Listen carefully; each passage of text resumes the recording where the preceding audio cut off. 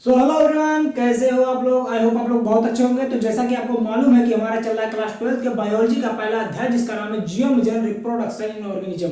आज इस अध्याय का हमारा होने वाला है 9वां पार्ट। तो आज की सेशन में हम देखने वाले हैं सेक्सुअल रिप्रोडक्शन यानी कि लैंगिक जन्म के बारे में कि लैंगिक जन्म क्या होता है। तो मैंने आपको लास्ट लेक्चर में ऑलरेडी बता दिया था कि लैंगिक जन्म होता क्या है। कहीं ना कहीं इस जन्म में दो पेरेंट ऑर्गेनिज्म क्या होते हैं, इन्वॉल्व होते हैं, यानी कि दो जन्मजीव भाग लेते हैं और दोनों से गैमेट का फॉर्मेशन होगा। और गैमेट के फॉर्मेशन के बाद क्या होता है, कहीं ना कहीं गैमेट का फ्यूजन होता है और तब जाकर के एक नए ऑर्गेनिज्म की उत्पत्ति होती है। इतनी बात आपको पहले से ही मालूम है। तो कहीं ना कहीं आपको मालूम चल रहा है कि यह सेक्सुअल रिप्रोडक्शन के कंपैरिजन में काफी कॉम्प्लेक्स प्रोसेस होता है सेक्सुअल रिप्रोडक्शन का। इसीलिए सेक्सुअल रिप्रोडक्शन के जितने आने वाले प्रोसेस है उन सभी को हम लोग तीन भागों में बांट देते हैं, यानी कि तीन स्टेप में हम एक एक प्रोसेस को स्टेप बाय स्टेप देखते हैं। तो जो सबसे पहला प्रोसेस आता है सेक्सुअल रिप्रोडक्शन में, लैंगिक जन्म में, उसका नाम है क्या, प्री फर्टिलाइजेशन इवेंट, यानी कि फर्टिलाइजेशन निषेचन के पहले की अवस्था, यानी कि ऐसी अवस्था जो निषेचन से पहले होती है, फर्टिलाइजेशन के पहले होती है। तो उसमें क्या क्या होता है, आइए इस बात को देखते हैं।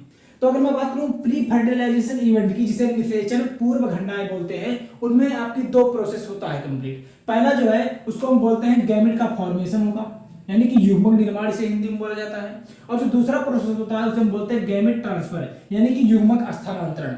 तो सबसे पहले बात करते हैं कि भाई गैमेट फॉर्मेशन क्या होता है, युग्मक का निर्माण क्या होता है। तो आपको दिख रहा होगा कि जो सेक्सुअल रिप्रोडक्शन है उसमें दो जनक जीव भाग लेते हैं। और आपको मैंने पहले से बताया है कि जो दोनों जनक जीव होंगे कहीं ना कहीं वो अपोजिट सेक्स के होंगे, यानी कि उनका जो लिंग होगा वो विपरीत लिंग का होगा। एक नर रहेगा यानी कि एक मेल रहेगा और दूसरा फीमेल यानी कि मादा रहती है। तो जो नर से गैमेट बनता है यानी कि जो मेल से गैमेट बनता है उसे हम बोलते हैं मेल गैमेट और उसका नाम क्या होता है, शुक्राणु। अगर मैं मनुष्यों की बात करूं तो मनुष्यों में, ह्यूमंस में जो गैमेट होता है मेल गैमेट, उसे क्या बोला जाता है, स्पर्म बोला जाता है, शुक्राणु बोला जाता है।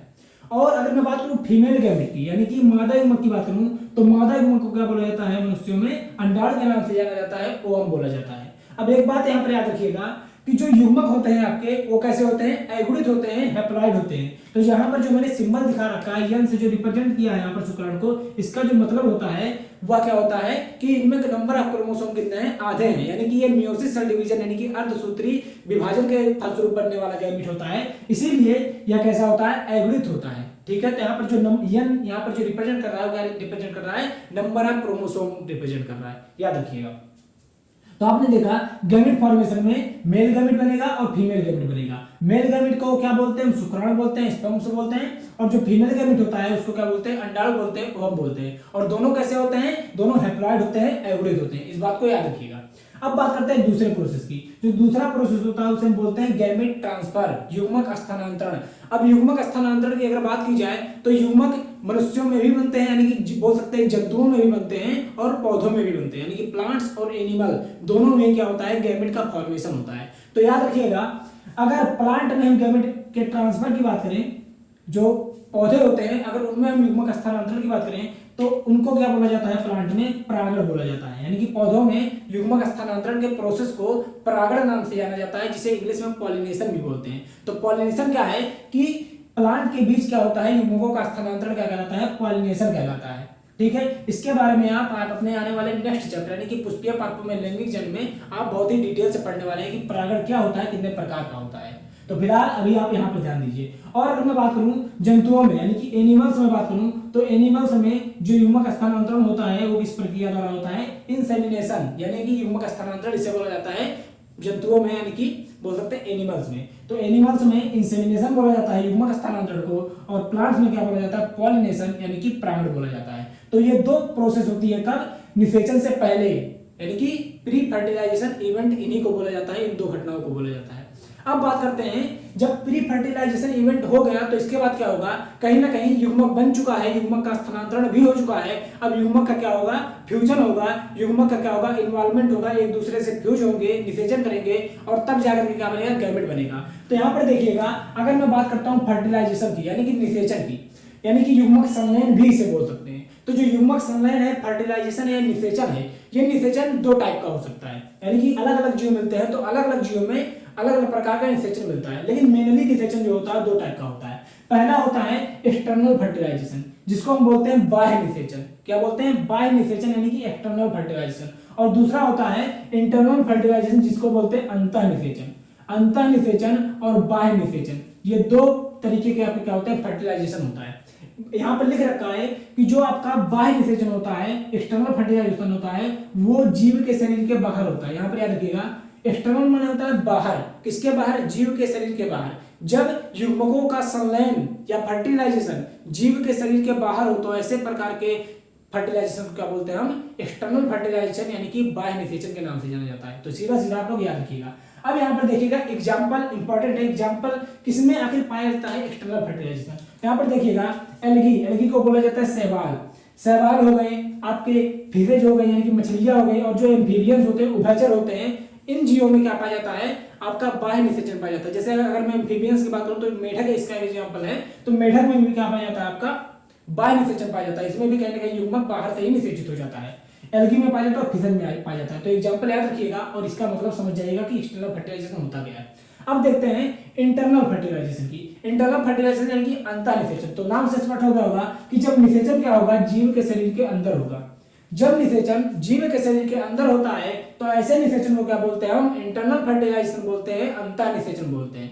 एग्जाम्पल सीधा सीधा आपको याद रखना है कि आखिर मिलता किसमें है, सबसे इंपॉर्टेंट एग्जाम्पल है। तो आप याद रखिएगा मैमल्स, मैमल्स में मिलता है जिसे स्तनधारी बोलते हैं। फंजाई में मिलता है, फंजाई माने क्या, कवक, कवक जगत जिसे बोलते हैं, कवक जगत के अंदर फंगस आते हैं, उनके अंदर भी क्या मिलता है, आपका अंतः निषेचन देखने को मिलता है।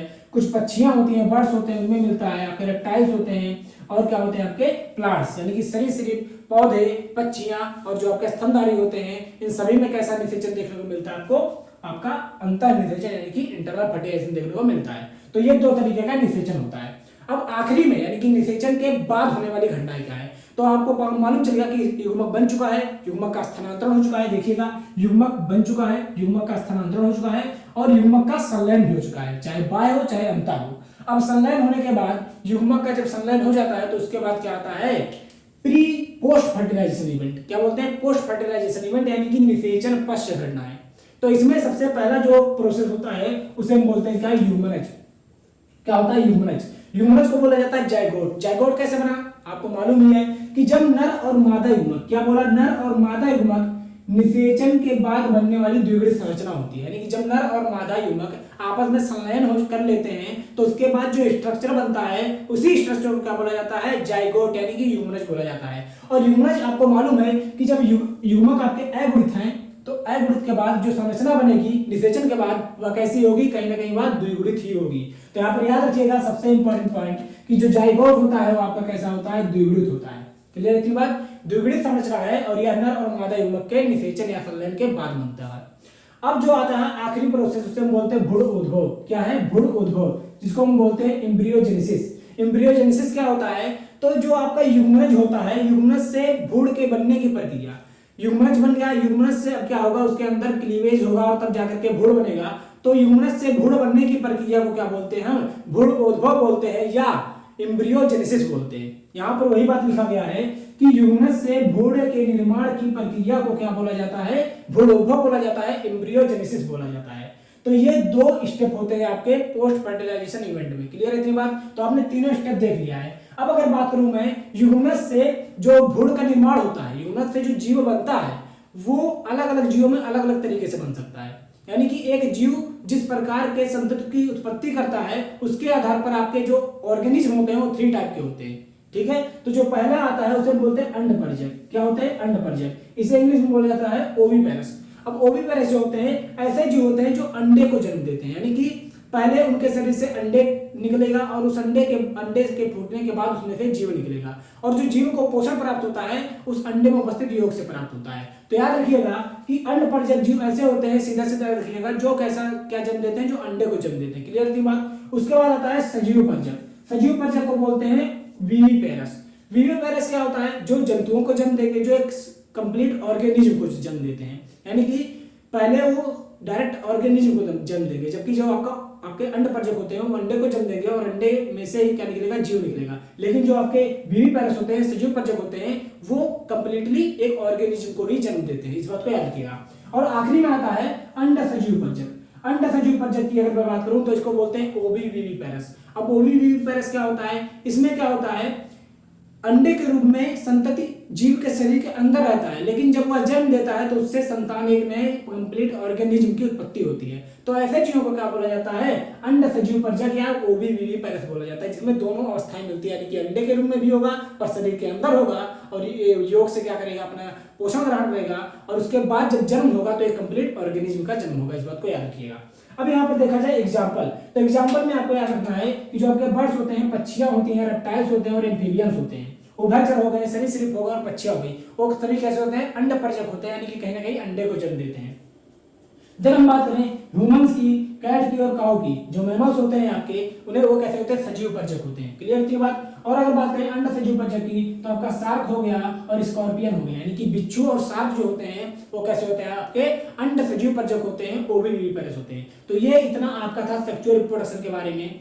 अब आगे हम नेक्स्ट लेक्चर में देखेंगे कि कुछ टर्मिनोलॉजी होती है रिप्रोडक्शन से संबंधित, कुछ शब्दावलियां हैं जो कि आपके इस चैप्टर में काम तो आएंगी ही आएंगी, और आने वाले जो आपके अन्य 3 चैप्टर बचे हैं, पुष्पीय पात्म लैंगिक जनन और आपका मानव जनन और ये जनन स्वास्थ्य, इन 3 चैप्टर में कुछ शब्दावलियां आएंगी जिनको आपको इसी चैप्टर में बता दिया जाएगा, जिससे कि आपको उनको समझने में उस चैप्टर में कोई दिक्कत ना हो। तो इसीलिए नेक्स्ट पार्ट में हम देखेंगे कुछ टर्मिनोलॉजी के बारे में जो कि किससे संबंधित होंगी? रिप्रोडक्शन से संबंधित होंगी।